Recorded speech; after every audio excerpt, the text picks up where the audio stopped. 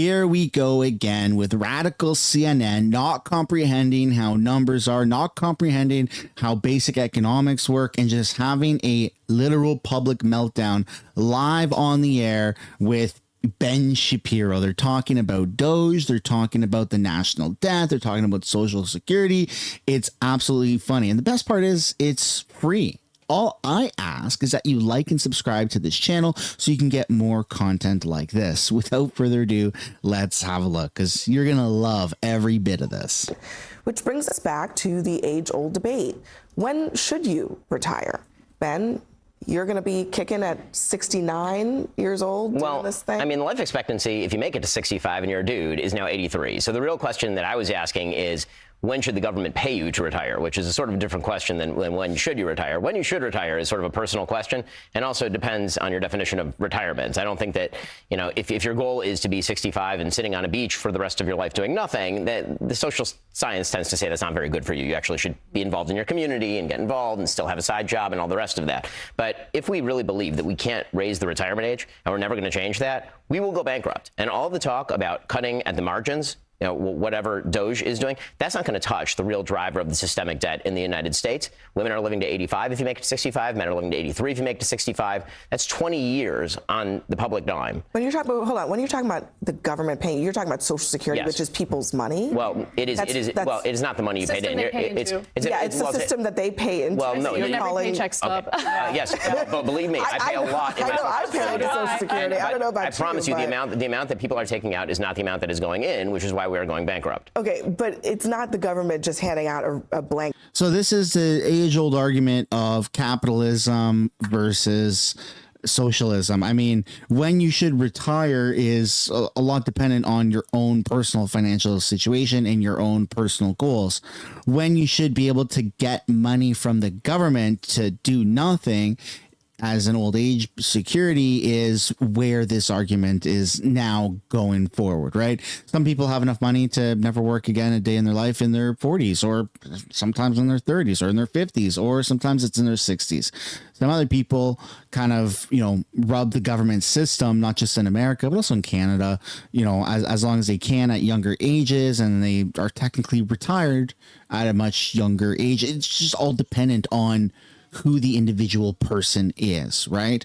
But when should you start taking money from the government in your old age to not do anything? Well, 20 years of, you know, taking, you know, $2,000 from the government per person, when you're talking about hundreds of millions of people, it certainly can add up, right? But we should be more pro capitalism so people can grow their own business, have their own money, have more of their own assets, and rely less on government. That's the whole conservative versus liberal debate. Is conservatives want people to rely less on government, whereas liberals want people to rely more on government. But in that utopian society, which will never ever last, it bankrupts societies. Check. No, it's the government borrowing money to pay. Well, you pay in X dollars, and then you get multiple times X dollars when you retire. That is how the system works. It is not a lockbox. This is what Al Gore was arguing about in 2000. The other part of this, though, is at 65, right?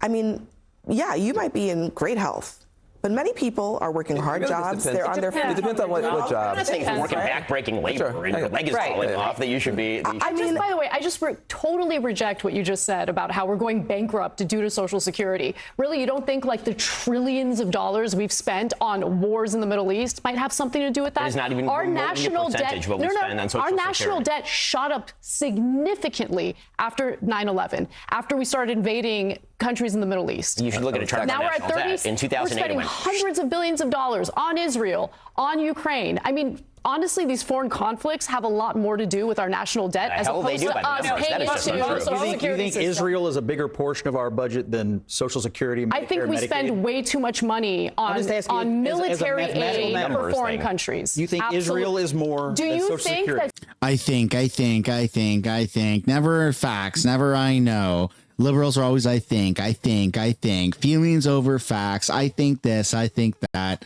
Oh my goodness, man. This is just so pathetic. Social security is more of an issue compared to how much money we just shell out for conflicts abroad? As a matter of Look, expenditures and math, that yes. both entitlements and defense are a big issue. I actually think Ben has a point here. I think that the nature of aging has changed. I think retirement is evolving. I mean, you know, my husband is 71 years old. He's still writing books. I'm 55. I hope to work for another 15 years at least. But I do think it depends on the kind of job you do. And Yeah, I think that this is a very interesting debate. I mean, it's no doubt in my mind that foreign conflicts are definitely a part of the problem, right?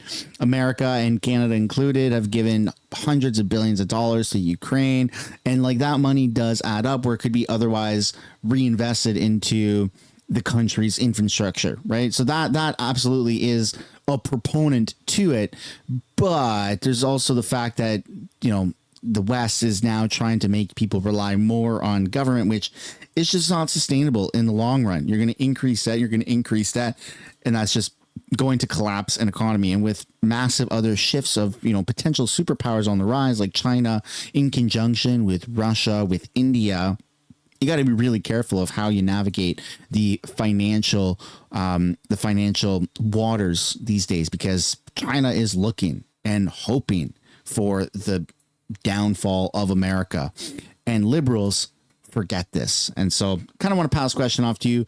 How do you feel about this? What age should people retire and start to be able to collect money from the government? Let me know what you guys think down below. Thanks for watching. Like and subscribe for more. I'll see you later. Bye for now.